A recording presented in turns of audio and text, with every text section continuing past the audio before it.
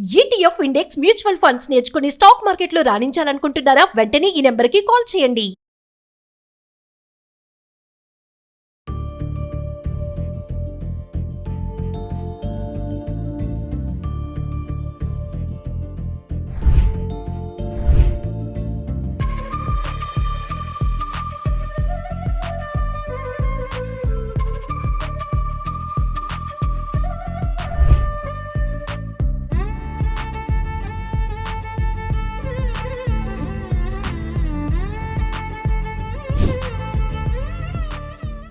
నమస్తే రమగారు. నమస్తే జయ. నమస్తే అండి.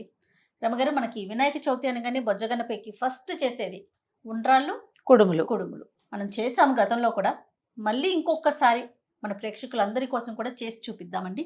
పండగ స్పెషల్ Yes. సింపుల్ గా బియ్యపు రవ్వతోటి బియ్య పిండితోటి చేసుకునేది. అలానే రమగారు. ఒకేసారి రెండు చేసేద్దామా మరి? తప్పకుండా. ఓకే సరే. చాలా సింపుల్ గా చేసేసుకునేది కదండి. సింపుల్ గా చేసుకునేది. ఏదైనా ఒక మందపాటి గిన్నె పెట్టుకోండి. ఇత్తడి గిన్నెలు అయితే చాలా మంచిది. లేకపోతే ఇప్పుడు ట్రైప్లైస్ అవి వస్తున్నాయి కదా, అడుగు మందంగా ఉంటుంది, శాండ్విచ్ బాటమ్స్ అలాంటివి పెట్టుకుంటే ఏంటంటే మీకు ఇది అడుగు మాడకుండా వైనంగా ఉడుకుతాయి. అవి పిండి ఉడకాలి కదా. అవును. ఓకే, ముందు రవ్వ కుడుములు చేసుకుందాం జయ.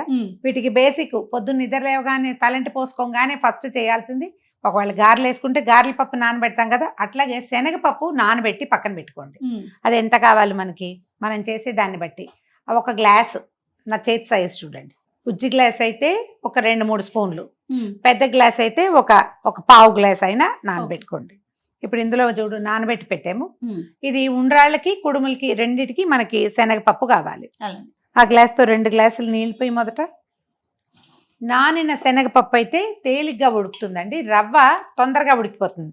శనగపప్పు ఉడకదు, పచ్చి పచ్చిగా ఉండిపోతుంది. ఆ పచ్చి లేకుండా ఉండడం కోసం నానబెట్టాలన్నమాట. నిండుగా పోయి చేయ.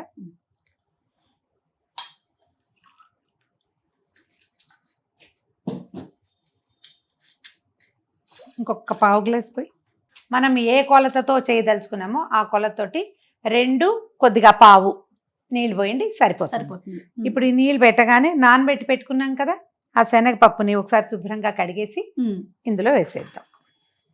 మొత్తం వేసేస్తారా? మొత్తం పట్టదు, మనం చేసే పదార్థాన్ని బట్టి అని చెప్పాను కదా. పెద్ద గ్లాస్ అయితే బాగా 2 సార్లు 2 గుప్పెలు పడతాయి.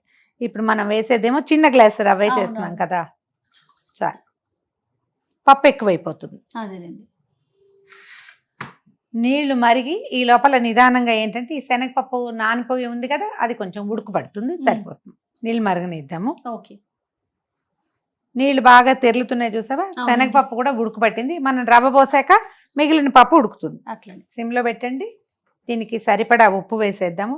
జనరల్గా ఈ పప్పు ఉప్పు వేస్తే పప్పు ఉడకదు లాంటి భావాలు వస్తాయి కదా, కానీ మనం ఉండ్రాళ్ళకి ఉప్పు ఎప్పుడు వేస్తాము, రవ్వ అంతా ఉడికాక వేసామనుకోండి, అప్పుడు ఈవెన్ గా కలవదు, ఓ చోట ఎక్కువ ఓ చోట తక్కువ ఉంటుంది. శనగపప్పు నానింది, అది మీరు పెసరపప్పు అయినా మనం దేంట్లో అయినా నానితే ఉడికిపోతుంది.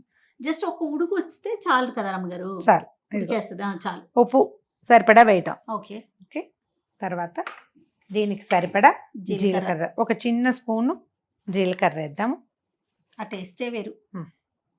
అంటే జీలకర్ర ప్రేయసులు కొంతమంది ఉంటారు, వీళ్ళు ఉప్మాలో పులిహోరలో కూడా వేసుకుంటారు. చాలా బాగుంటుంది రమ్మగారు. ఉప్మాలో పులిహోరలో జీలకర్ర లేకుండా ట్రై చేసి చూడండి, దాని రుచి వేరుగా ఉంటుంది. ఓహో, మీకు నేను ఉప్మాలో జీలకర్ర వేసి తినిపిస్తావు, అప్పుడు జీలకర్ర వాసనే వస్తుంది. ఇక రవ్వని పోసేద్దాం ఇందులో.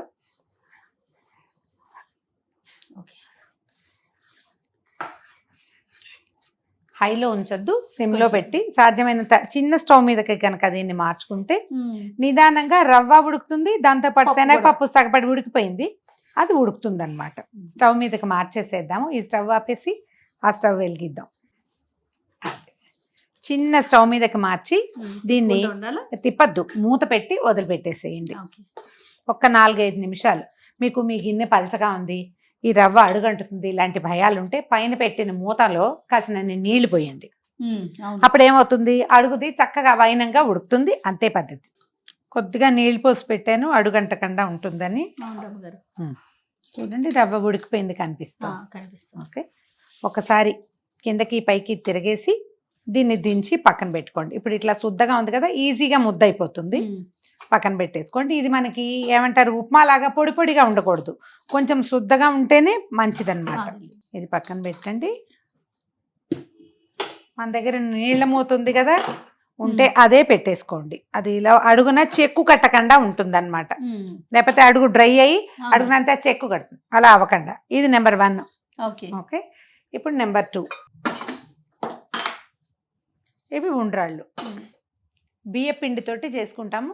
దీంతో ఈ పిండి కనుక మనం ఏమంటారు అప్పాల పిండిలాగా ఉడకబెట్టి పక్కన పెట్టుకుంటే మీరు ఇట్లా చేత్తో చేసే కుడుములు చేసుకోవచ్చు, ఉండలు చేసి ఉండ్రాళ్ళ పాయసం చేసుకోవచ్చు, లేదా చిన్న బిళ్ళల్లాగా చేసి లడ్డువారీలు అంటారు, ఏదైనా చేయొచ్చు. ఒకే పిండితో 3 షేపుల్లో చేసి పెట్టి నివేదన చేసే పద్ధతి కూడా కనపడుతుంది. నేను చేశాను నిరుడు. ఒకే పిండితో చేయాలన్న నియమం ఏంటంటే బియ్య పిండే ఇంపార్టెంట్ కాబట్టి ఏ షేప్ మీకు నచ్చితే అది చేసుకోండి. వాటితో జిల్లేడికాయలు చిన్నగా ఇట్లా పాలకాయల్లాగా అవి కూడా చేసి నివేదన పెట్టచ్చు, మన ఇష్టం. ఏది నీళ్ళు పోయి ఇందులో ఎన్ని పోయమన్నారు? 2 గ్లాసులు పోయి. బియ్య పిండి ఏది మనం ఏ గ్లాసు పిండితో చేయదలుచుకున్నామో దానికి 2 నీళ్లు పెట్టుకోవచ్చు. దీనికి కూడా 1 2. దీనికి కూడా శనగపప్పు ముందే నానబెట్టి పెట్టుకున్నాము, శనగపప్పు వేసుకోవటము. శనగపప్పు ఉడికాక అప్పుడు బెల్లం వేసుకుందాము. స్టవ్ ఆన్ చేయి మొదట. దీనికి ఏంటంటే 1 గ్లాసుకి 3/4 గ్లాసు బెల్లం వేస్తే బాగుంటుంది. ఎక్కువ తీపిగా ఉండదు, అలాగని చప్పగాను ఉండవన్నమాట. ఈ నానబెట్టి పెట్టుకున్న శనగపప్పు 1 గుప్పెడు వేస్తున్నాను, చాలు. మీ 2 స్పూన్ల శనగపప్పు అన్నమాట ఇది, అంతకంటే అక్కర్లేదు. దీన్ని ఉడకనివ్వండి. నీళ్లు తెరలేక అప్పుడు శనగపప్పు 3/4 సగపడి ఉడికిపోతుందిగా, అప్పుడు బెల్లం వేసుకుంటే సరిపోతుంది. మనం 1 గ్లాస్ కొలత పెట్టుకున్నాం కదా, 3/4 గ్లాసు బెల్లం వేద్దాం. శనగపప్పు కొంచెం ఉడికిపోయింది సగపడి.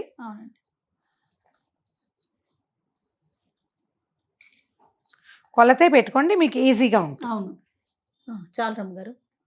కొద్దిగా ఎక్కువ తరిగి పెట్టాము. అవును, బెల్లము కరిగితే సరిపోతుంది. దీంట్లో ఏంటంటే 1 చిటిక ఉప్పు, చిటికే కొంచెం 4-5 ఏలక్కాయలు కొట్టేసి ఆ పొడి వేసేసేయండి.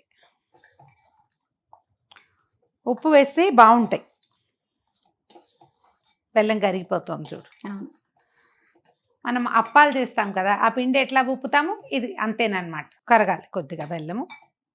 మనం ఈ బెల్లం ఎంత మంచి రంగుగా ఉంటే మన కుడుములు అంత కలర్ఫుల్గా ఉంటాయి, లేకపోతే తెల్లగా కనపడతాయి, పంచదారతో చేసినట్టు కనిపిస్తుంది. అదే బెల్లము ముదురు రంగుగా ఉన్న బెల్లాన్ని సెలెక్ట్ చేసుకోండి, సరిపోతుంది. బెల్లంతోనే ఉంది రమ్మగారు. అంతే, నీకు పాయసపు రంగు అయినా అంతే. వస్తువందం దాంతో పాకం ఒక్కసారి తెరులుతుంటే సరిపోతుంది అనమాట. తెరులుతుంది కదా, అంతే. 1 చిటికె ఉప్పు, 5-6 ఏలక్కాయల పొడి. దీంట్లో ఏం చేద్దామంటే కాస్త నెయ్యి, కొద్దిగా నెయ్యి వేయండి. ఇది మనకి చేతికి అంటుకోకుండా రావడానికి అనమాట. 1 స్పూన్ వేస్తే సరిపోతుంది. మీకు నాకమల్లే నేతి రుచి పాకం కనుక ఉంటే ఇంకో 4 వేసుకోండి.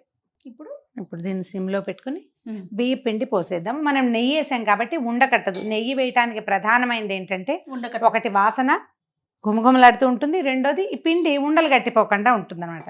లేకపోతే ఉండలు గచ్చకాయలు అవుతుంది. పిండి పోసేయండి, చకచక తిప్పేయండి. మొదట చూసినప్పుడు మీకు ఇది ఇంత పలచగా ఉంది ఎలాగరా దేవుడా అనిపిస్తుంది, ఏం కాదు, చల్లారితే సెట్ అవుతుంది. చేతి కొద్ది తిప్పాలి. ఇత్తడి గిన్నె పెట్టుకుంటే ఏంటంటే మీకు నిమిషంలో ఇది మాడిపోకుండా అడుగంటిపోకుండా కొద్దిగా తాపీగా వైనంగా ఉడుకుతుంది వస్తువు. మనం కొంచెం శనగపప్పు నానబెట్టాం. తెలంగాణ ప్రాంతంలో పచ్చి శనగపప్పే వేసేస్తారు. ఓకే, ప్రాంతాల వారీగా వాళ్ళ అలవాటు చిన్న చిన్న మార్పులు ఉంటాయి. ఏంటంటే ఇప్పుడు దీన్ని కొద్దిగా ఈ పిండిని 1 చెంచాతోటి విడిగా తీసేసి 5 నిమిషాలు మూత పెట్టి స్టవ్ మీదే ఉండనివ్వండి. 5 నిమిషాలే, అంతకంటే అక్కర్లేదు. స్టవ్ పెద్దది అనుకుంటే పక్కన స్టవ్ మీదకి మార్చుకోండి. కొద్దిగా మూత పెట్టి 4-5 నిమిషాలు ఉండనిచ్చి ఆపేసేయచ్చు. కొంచెం కాస్త అంచున్న మూత పెట్టి కొద్దిగా నీళ్ళు పోయండి. లోపలిది పాకం చక్కగా ఉడుకుతుంది. చాలు, ఊరికే కొంచెం నీళ్ళు పోస్తే చాలు. ఇవి 2-3 నిమిషాల తర్వాత దీన్ని ఆపేస్తాం. తర్వాత ఏం చేస్తాం, ఇందాక మనం కూడా ఉండ్రాళ్ళ పిండి పెట్టుకున్నాం కదా, రవ్వ ఉడకిచ్చాం, దాన్ని ఉండలు చేయటము, స్టీమ్ చేసుకోవటం, అంతే. ఇదేం చేద్దాం, మనం ఈ కుడుముల పిండిని బియ్య పిండిని పక్కన పెడతాము. అది చల్లారుతూ ఉంటుంది. ఈ లోపల మనం ఏం చేద్దామంటే ఈ ఉండ్రాళ్ళు ఎంత మటుకు వచ్చిందో పిండి చల్లారిపోయింది. దీన్ని మనకు కావాల్సిన సైజుకి ఉండలు చేసుకోండి. ఇది ఇట్లా కొద్దిగా తడిచేయి చేసుకోవచ్చు, ఏం తప్పలేదు, పనికొస్తుంది. ఇందులో పెడతారా? పెడదాం. శివుని చేతి నిండా చేసుకోవటం. చిన్నవి తింటారు, మనకు ప్రసాదానికి బాగుంటుంది, లెక్క కూడా కావాలి అలా అనిపిస్తే కొద్దిగా చిన్న సైజు.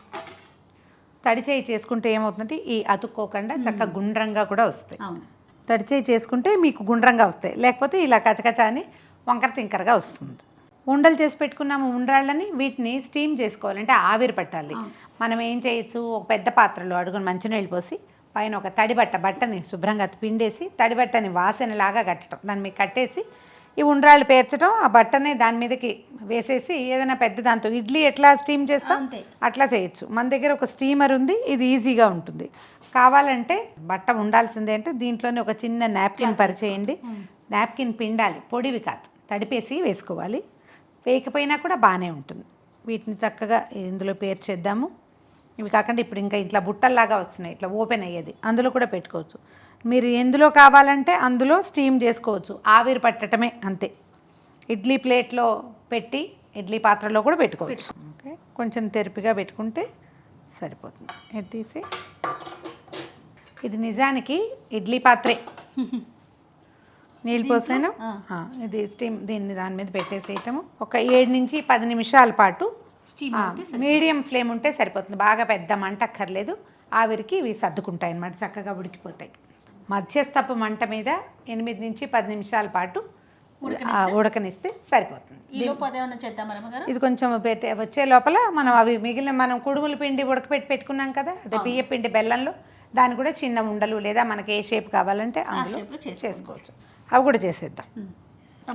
సౌండ్ వస్తుంది, ఏం లేదు, నీళ్లు చివరికి వచ్చేసి శబ్దం వస్తుంది. స్టవ్ ఆపేసేద్దాము. దీన్ని దించి పక్కన పెట్టుకుంటే ఒక 10 నిమిషాలు చల్లారిపోయాక చక్కగా తీసి పళ్ళెంలో సవరించుకోవటం. దీని మీద ఒక చిన్న బెల్లం ముక్క పెట్టి కొద్దిగా నేర్చుక్క వేసి నివేదన చేసుకోవటమే. పెట్టి ఇప్పుడు ఇందాక మనం కుడుముల పిండి ఉడకపెట్టాం కదా, అయితే ఇందులో ఒక ప్లస్ పాయింట్ ఇంకొకటి చేసుకోవచ్చు మనం. మీకు ఆసక్తి ఉండి అలవాటు ఉంటే, నచ్చుతుందంటే పచ్చి కొబ్బరి కొద్దిగా ఒక హాఫ్ చిప్ప, సగం చిప్ప చాలు. ఇంత పెద్ద కాయ అయితే కాదు, కొంచెం చిన్న కాయ అయితే సగం చిప్ప కోరేసి వేసేయండి. ఎప్పుడు ఇది బియ్యపిండి పోయటానికి ముందు పాకం తెరులుతున్నప్పుడు కొబ్బరి వేసి కొంచెం తెరలనిచ్చి పోసేస్తే కొబ్బరి రుచి కూడా యాడ్ అవుతుంది. ఇలాగూ చేసుకోవచ్చు, అది అమెండ్మెంట్ కావాలంటే అలా కూడా చేసుకోవచ్చు. కొద్దిగా తడి చేయి చేసుకుని మనకు కావాల్సిన షేప్లోకి ఉండలు చేసేసుకుందాం. అందులో పోయి ఇవి ఇందులో పెడదాం. కొద్దిగా చేయి తడి చేసుకుంటే సరిపోతుంది. ఇది మనం చిన్న చిన్న ఉండలు చేసుకుని ఉండ్రాళ్ళ పాయసం చేస్తాం, దాంట్లో కూడా వాడుకోవచ్చు. ఇట్లా నెయ్యి వేసాం కాబట్టి చేతికి అంటుకోదు. చిట్టి ఉండ్రాళ్ళు చేసి పెట్టుకోవచ్చు. దీన్ని మీరు ఇలా చేసి నివేదన చేయొచ్చు, స్టీమ్ చేసి. తర్వాత ఉండని ఫ్లాట్ చేసి అప్పచ్చులాగా ఇలాగూ చేయొచ్చు. లేదా మామూలు మనం కుడుములు అంటాం కదా, చేతితోటి ఇట్లా చేతి గుర్తులు పడేలాగా ఇలా కాయల్లాగా వస్తాయి చూడు, ఇట్లా ఇలా కూడా చేసుకోవచ్చు. మీరు ఎలా కావాలంటే అట్లా చేయండి, ఏ పద్ధతి అలవాటు ఉంటే అది. ఇందులో మనం జిల్లేడు కాయలు అంటారు, అలా కూడా చేయొచ్చు, అది కూడా చూపిద్దాం. ఉండ చేసి దీన్ని చేతితోటి పైకి లాగుతామన్నమాట.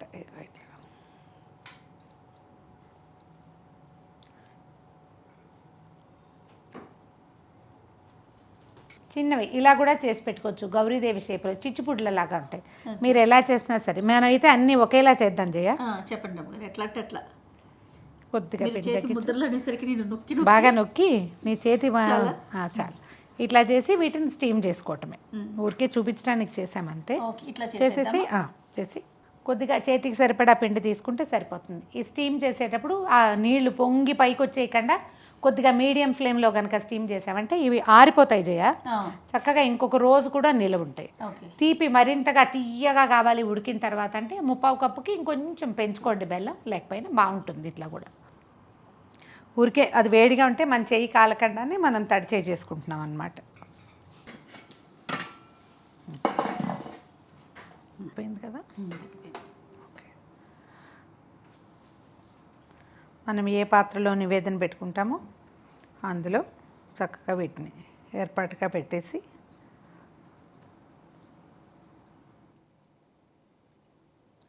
కొద్దిగా నెయ్యి వడ్డించి పైన కొంచెం వేసి నివేదనకి ఇచ్చేసుకోవాలి. ఓ చిన్న గ్లాసులు వేసుకున్నా సరిపోతుంది. ఉమ్. అంటే ఇంట్లో ఇది ఎంతవరకు మనకి వినిమయం అవుతుంది అనే దాన్ని బట్టి ప్రకారం కదా రమ్మగారు. ఉండ్రాళ్ళు రెడీ. చక్కగా అయిపోయినాయి. నెక్స్ట్ మళ్ళీ స్టీమర్ పెట్టుకుందాం. స్టవ్ మీద పెట్టు. చూడండి నీళ్ళు సరిపోతాయా? కొద్దిగా కొంచెం నీళ్ళు పోద్దాము.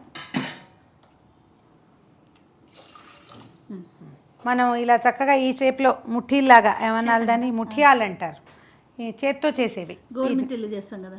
గోరుమిట్టిలేమో గోరు ఇట్లా ఇట్లా ఇట్లా అంటారు కదా. వీటిని మళ్ళీ ఇంక ఎందులో స్టీమ్ చేయదలుచుకున్నాం అందులో. ఒకవేళ మీరు మామూలు బట్టతో చేయదలుచుకుంటే పాత్రకి ఒక తడి బట్టని వాసన కట్టి ఇవి చక్కగా పేర్చేయటం, పైన ఒక చిన్న మళ్ళీ ఆ మడతని పైకి వేసి కొంచెం డోమ్గా ఉండేది ఇట్లా బౌల్ లాగా ఉండేదాన్ని మూత పెట్టి ఒక 5 నుంచి 10 నిమిషాల లోపే సరిపోతుంది. వీటిని ఇందులో పెట్టేద్దాము. వీటికి ఏంటంటే పూర్తిగా సిమ్లోనే ఉంచుకోవాలి. స్టీమ్ చేసేటప్పుడు ఎక్కువ మంట మీడియం పెట్టద్దు, నీళ్ళు కాగితే సరిపోతుంది. ఎందుకంటే దీనికి తడి తగులుతూ ఉంటుంది పై అడుగు నుంచి, దాంతో జిగురు వస్తుంది కొంచెం, పాకం కదా, అందుకని ఒకదాని మీద ఒకటి ఎక్కకుండా సర్దేస్తే బాగుంటుంది. చక్కగా సర్దేయటం, మూత పెట్టేసి స్టవ్ ఆన్ చేయండి. ఎక్కువ మీడియం కంటే తక్కువ ఫ్లేమ్లో ఉంచుకుంటే సరిపోతుంది. ఒక 8 నిమిషాలు అట్లా స్టీమ్ చేస్తే సరిపోతుంది. సో ఉండ్రాళ్ళు అండ్ కుడుములు రెడీ అయిపోతాయి. మన కుడుములు ఎలా ఉన్నాయో చూద్దాం. మూతి అది ఈ నీళ్లు భలే వేడి ఉంటాయి. అవును, చేతి మీద పడితే చేయి కాలుతుంది. సరే మీకు డిఫరెన్స్ చెప్తా. 2 విషయాలు చెప్పాలి ఇప్పుడు. మనం ఉండ్రాళ్ళు కుడుములు చేసుకునేటప్పుడు ఈ రవ్వ మనమే ప్రిపేర్ చేసుకోవటం, ఈ పిండి మనమే చేసుకోవటం. తడి పిండితోటి చేసిన కుడుములు ఇంకా ఎక్కువ మృదువుగా ఉంటాయి. అంటే పొద్దున్నే లేచి బియ్యం నానబెట్టేసి శుభ్రంగా కడగటం, 2 సార్లు నీళ్ళు పోసి నానబెట్టి ఒక 2 గంటలు గంటన్నర నానితే మిక్సీలో వేస్తే చక్కగా మెత్తటి పిండి వస్తుంది. ఆ మెత్త పిండితోటి తడి పిండితోటి చేసిన కుడుములు ఇంకా ఎక్కువ రుచిగా ఉంటాయి. మీకు అవకాశం ఉంటే అది చేసుకోండి. కొబ్బరి కూడా వేసుకోండి, అదొక వేరే రుచి వస్తుంది కావాలంటే. తర్వాత రవ్వ కూడా బియ్యం ఒకసారి కడిగేసి తడి పొడి కడగటము, కడగంగానే ఒక టవల్లో పోసి తుడిచేసేయాలి. కొద్దిగా ఒక పొడిగా అయ్యేలాగా, పూర్తిగా పొడి కాదు, ఒక మాదిరిగా అవుతుంది. దాన్ని కూడా మనం మిక్సీలో వేసి కొంచెం విప్ చేసి నిదానంగా గ్రైండ్ చేస్తే చక్కగా రవ్వ వస్తుంది. ఆ రవ్వతోటి చేసినా కూడా బాగుంటుంది. తర్వాత ఇలా మనం స్టీమర్ పెట్టామనుకోండి, ఏదైనా గిన్నెలో వేసి పెడితే తడి వచ్చి ఉండ్రాళ్ళ మీద కుడుముల మీద పడిపోతుంది. అదే మీరు బట్టతోటి కవర్ చేస్తే తడి రాకుండా ఉంటుంది. ఈ 2 టిప్స్ జ్ఞాపకం పెట్టుకోండి. మా వెసులుబాటు కోసం మేము ఇందులో చేసాం, కానీ మీరు అలా కూడా చేయొచ్చు. మీకు కాలుతుందని నేను ఆ మాట చెప్పాను. కొద్దిగా మూత తీసి వదిలిపెట్టేస్తే ఇది మనకి చల్లబడిపోతుంది. అప్పుడు ఈజీగా తీసుకోవచ్చు. అప్పుడు అతుక్కునే సమస్య ఉండదన్నమాట. ఆరాలి ఇవి కొంచెం తడి ఆరితే. సారీ, మన బియ్యపిండి కుడుములు, బియ్యపు రవ్వ ఉండ్రాళ్ళు, వీటి మీద కూడా కొద్దిగా నేర్చుక్క వేసి నివేదన చేస్తే సరిపోతుంది. ఈ వినాయక చవితికి ఇంట్లోనే స్వయంగా మీ చేత్తోటే బజార్ నుంచి తేకుండా, వేరే వాళ్ళ ఏ సహాయము పెద్దగా ఆశించకుండా సింపుల్ ప్రయత్నంతో మీరు ఉండ్రాళ్ళు కుడుములు చేసుకోవచ్చు. వీటితో బుజ్జివి చేసి చిన్న చిన్న ఉండలు చేసి వాటిని పాయసంలాగా కూడా చేసుకోవచ్చు. మన ఛానల్లో ఒక వీడియో ఉంది, ఉండ్రాళ్ళ పాయసం, అది ట్రై చేసి చూడండి. చక్కగా ప్రసాదం చేత్తో చేసి దేవుడికి నివేదన పెట్టండి, ఎంతో బాగుంటుంది. ట్రై చేసి చూడండి తప్పకుండా. మరొకసారి వినాయక చవితి శుభాకాంక్షలు.